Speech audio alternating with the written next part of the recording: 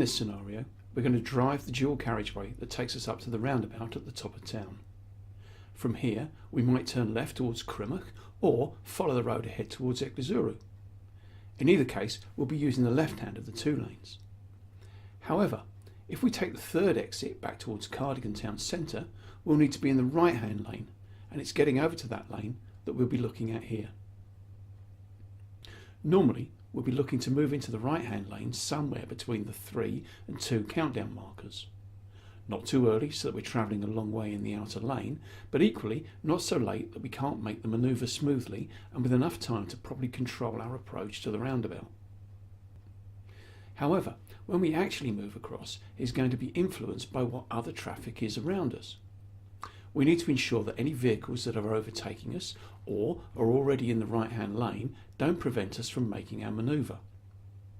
It may be necessary for us to move out earlier than we'd normally do to ensure we don't get trapped. The key to this is to start planning the lane change early.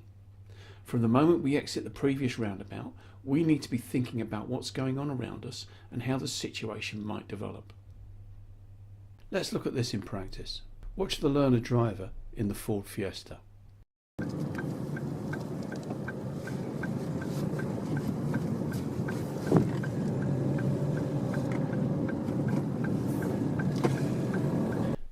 The Fiesta driver should be checking his mirrors by about now. If he does, he'll see the Land Rover coming off the roundabout behind him, and he should be recognising the need for another mirror check in the next few seconds to see whether he's been caught by it or not.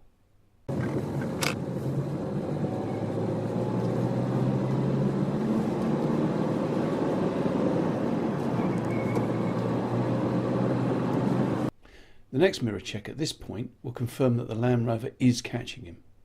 He knows he wants to turn right at the roundabout, so he needs to decide whether the Land Rover is likely to overtake, and if so, whether he's going to have enough road remaining to get across.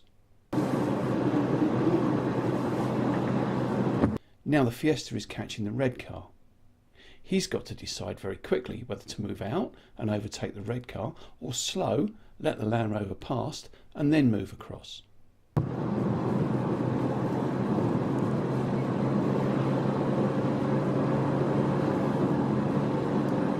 He decides to slow. The Land Rover moves out to overtake, and he's now stuck in the left-hand lane. It would have been a better decision to move out. This would have prevented the Land Rover from being able to overtake, and he'd have plenty of time to control his approach to the roundabout.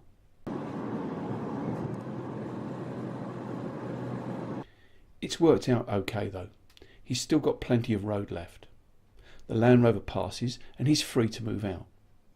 However, he hesitates, and as a consequence, he's now got a second problem: us. We're catching him too, and because we want to turn right, we need to move over. He's in danger of becoming blocked in again, but this time there won't be enough road left to get across in time. It's our forward planning that gets him out of trouble. We've got nothing behind us, and we're anticipating the fact that he might want to go right, so instead of overtaking, we back off and don't move across too early, holding back to give him the opportunity to go.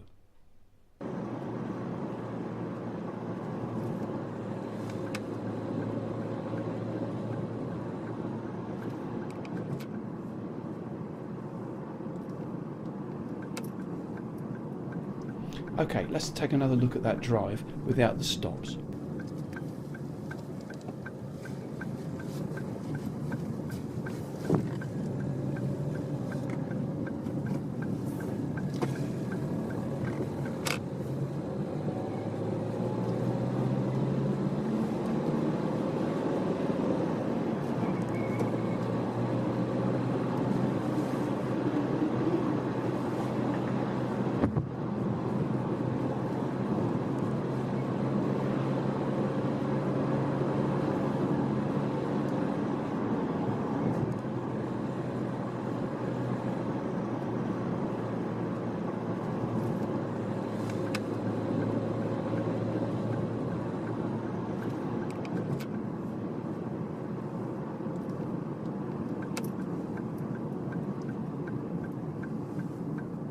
We've got across safely and in plenty of time.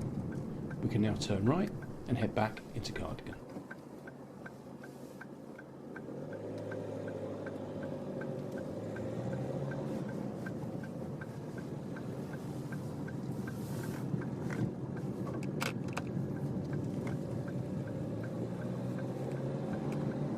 In this second scenario, we're going to come into Cardigan Town Centre over the bridge and then turn left and take a run round the back of the high street.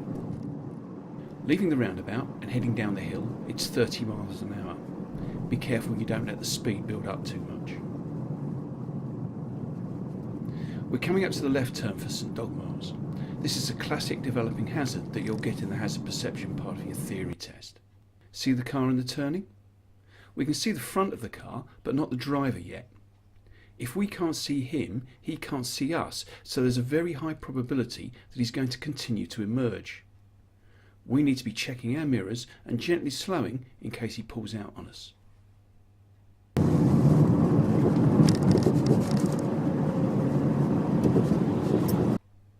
He's emerged and is clear, but I'm still ready in case another vehicle comes from the left and crosses the stop line. Our next hazard is the bridge. It's wide enough for 2 cars, but a bit tight if there's a bus or a lorry coming. On the left you can see a bollard just after the edge of the building. I need to be travelling at a speed that gives me enough time to assess what's on the bridge and stop by that bollard, which gives enough road width to allow a large vehicle to come past. It's clear. I'd suggest ensuring you're in second gear around the middle of the bridge. This will ensure you're properly set up for the climb into the high street. The road priority for us is round to the left. Cars from the right going up the high street should be giving way to us, though be ready in case they don't realise they have to yield. Cars from the right coming over the bridge don't have to give way, so be ready for anyone coming towards you who runs wide into your path. As we come off the bridge and go left, the speed limit changes to 20 miles an hour. We're going to turn left. Notice that we're positioning to the left. We need to do a left mirror check to ensure nothing is coming down our left side before we turn. The road we're turning into is a one-way street.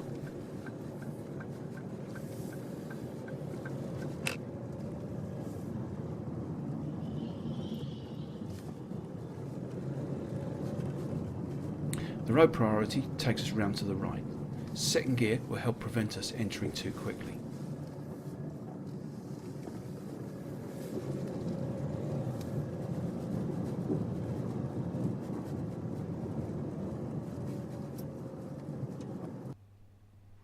There's 2 hazards here. Firstly, the person on the left entering the house. We can't see the right hand side of the road and there might be someone else crossing, or they might suddenly re-emerge into our path. Secondly, the police van. Now I don't know what's going on, so I'm slowing, ready to stop and take directions from them if required. I'm also thinking about what might develop. Are they struggling with someone? Will someone suddenly step into my path? As the situation isn't easily predictable, I'll pass wide and slow and be able to stop if I need to.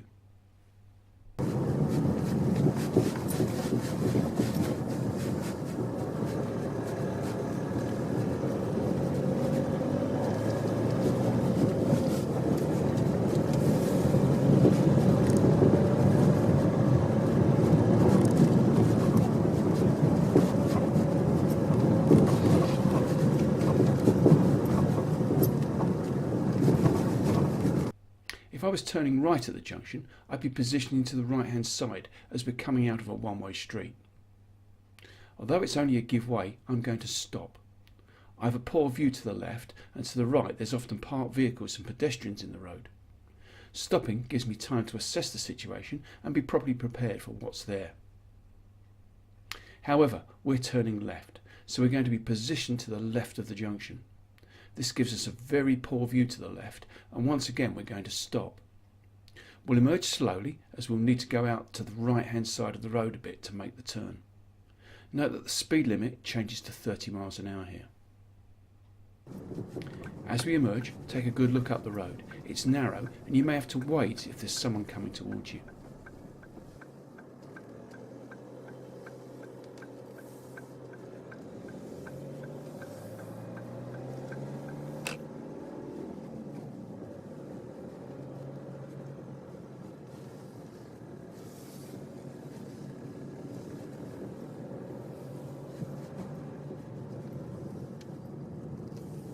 At the T-junction, we're turning right. Ensure you're positioned to the left. It's a two-way road we're coming out of.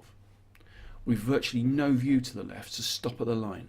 Because you've got a good view to the right, you can afford to give more time to what's happening to the left. Edge forward slowly until you can see it's clear. Don't neglect to the right though. Take a quick glance occasionally. Once you're happy, emerge and continue to the next give way.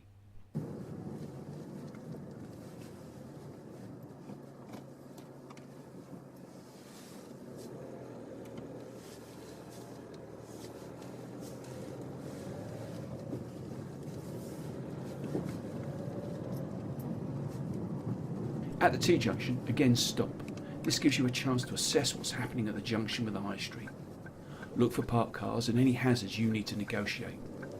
There's almost inevitably cars parked on the corner. Remember that if you turn this way off the high street. At the junction with the main high street, we'll turn left. We won't have a clear view to the right, so we may need to edge forward to see.